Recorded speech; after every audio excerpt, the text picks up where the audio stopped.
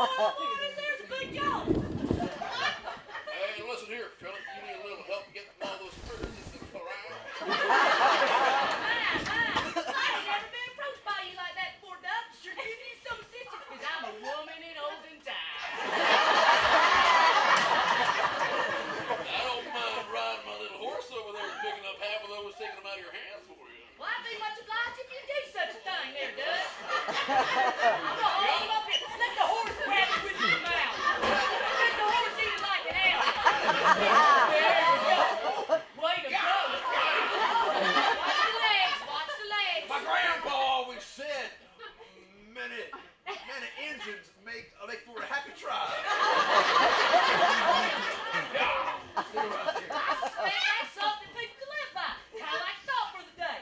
Put it on the calendar and look at a different one every day. I'm gonna have to use some beeswax to make these stick together. I'm using thumb staples. I just invented that shit. Hey, some wild chickens got loose over at Sheriff. Wild chickens, where are they at? They done got caught down, and they gonna be grilling them up on the barbecue. I was wondering if that's something you might like. They're gonna cook all the chicken or just part of them? Just a wing. I love wings! Me too. Yeehaw! But every time we do a show, we do improv comedy. Every single show is based on audience suggestion. Every time we do a show, the first thing we do is we ask the audience, who's here for the first time? Who's never been here? And half the audience raises their hand. Welcome. Any first timers here? Raise your hand, first timers. You want to say, hey, welcome? Welcome, first timers. Thank you very much. Thank you very That's what she said. Literally, she just said that. Okay. So we're going to create a show together. You guys are a big part of the deal. You guys kind of give us our raw material, our inspiration by yelling out audience suggestions. To get you guys ready, I'm going to do a quick warm-up with you guys. Good time. Thank you very much. Just to make sure you guys can kind of yell things out on cue. Can you yell things on cue? Yeah! Way to go. Yeah. Not a lot from here, and that was late. Okay. And that makes us so excited because that means we have this renewable resource of Charleston coming out and supporting live improv comedy, which is awesome. Talk about pursuing your passion, though. I mean, because it's not like it's something where you wake up one day and say, I want to do improv. I mean, how do you explain that to your parents, your family, and do they ever ask, especially in the beginning, like, what do you do? Yeah, oh yeah. Try to explain to your parents when you're 19 years old that you want to become an actor and you're from Rock Hill, South Carolina, when you're like me. My parents are very loving and very understanding, but they can't think of, my parents aren't actors. My dad was in the Navy and my mom was a Navy wife. So they couldn't plug into their own experience, but they trusted me. You know, they said, is this going to make you happy? And I said, I hope so. And it has. And you just end up, like you said, following your passion.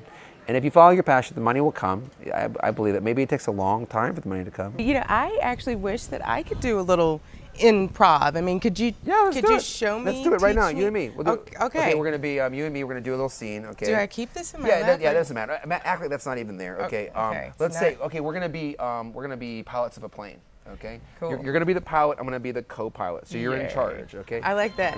Okay, yes. Okay, so let's push it Did down. anybody hear me say that? Oh, like yeah, it's just ground control just heard you. Oh, wow. I bet he's having a problem up here. Oh, wow. no.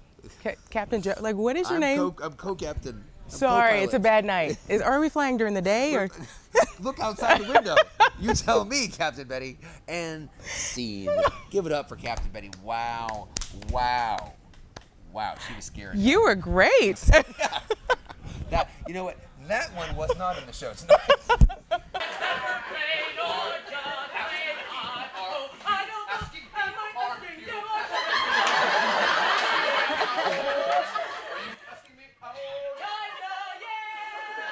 So your partner, Brandy, you two have been together for many, many years. I met Brandy in high school, and a long time. A long time ago.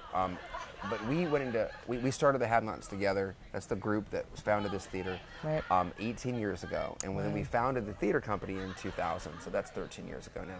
But Brandy and I have done literally thousands of scenes together, and people always say. Well, here's the thing: is if Brandy says something, I almost know how she's going to finish her sentence. Anytime. Anytime you want. Anytime. Good. You know what they say?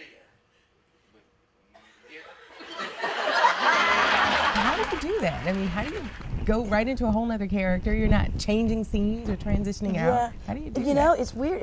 I think it's all about like just relaxing, turning the volume down in your head so that you can relax and just go for it, and then just really focus on listening to your partner.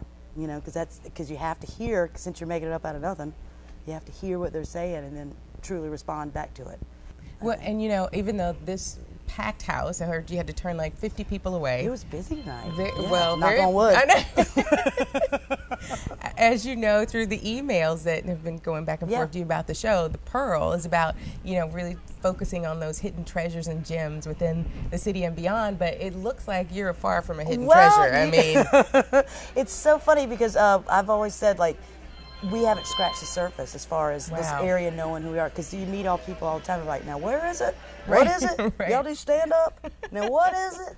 And you're like, oh great, you don't know about it, come on. Out in the field we need to fix. I know. Hey buddy, get my wife over there.